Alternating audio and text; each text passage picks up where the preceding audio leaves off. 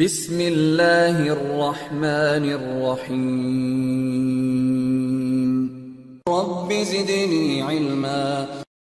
کا شمار نہیں ہے بلکہ نیت کا شمار اس میں آتا ہے جو عمل صالح ہیں۔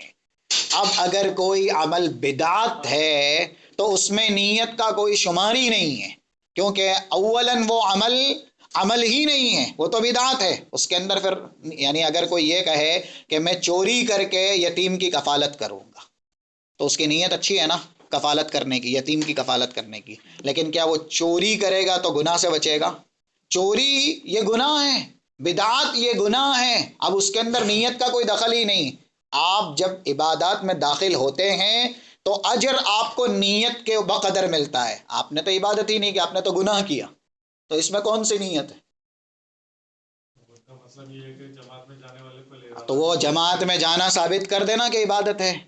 پھر اس کے بعد ہم دیکھیں ساری عبادتوں کو کس پر چیک کیا جاتا ہے؟ ساری عبادتوں کو نیت پر چیک کیا جاتا ہے۔ اسی وجہ سے انما الاعمال نبی نے کہا نا، انما الاعمال، انما الامور بھی نہیں کہا۔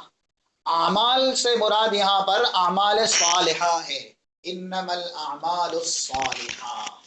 صحیح نیک اعمال اس کا دار و مدار نیت پر ہے۔ مثلا نماز آپ نے پڑھ لی تو اب ایسا نہیں ہے کہ یہ نماز پڑھ لی تو آپ کو اجر مل ہی جائے گا، بلکہ یہ عبادت جو آپ نے کی ہے اس کو اب آپ کی نیت پر ہی منحصر رکھا جائے گا۔ نیت کیسی تھی؟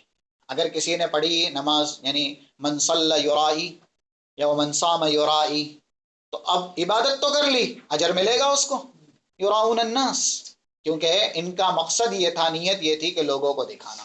تو پہلے کوئی یہ ثابت کرے کہ یہ عبادت ہے، اس کے بعد مسئلہ نیت کا آئے گا۔ کیوں کہ اعمال کا دار و مدار یعنی عبادات کا دار و مدار نیت پر ہے، ہر ایک عمل کا دار و مدار نیت پر نہیں ہے، نہیں تو پھر سارے ہی لوگ صحیح ہو جائیں گے۔ اب جیسے میں نے آپ کو مثال دی ہے، کوئی کفالت کرنے کے لیے، یتیم کی پرورش کرنے کے لیے چوری کر دے اور وہ کہے کہ میری نیت تو بہتر ہے، لیکن عمل یہ جرم ہے نا، تو جرم میں نیت کا دخل نہیں ہے۔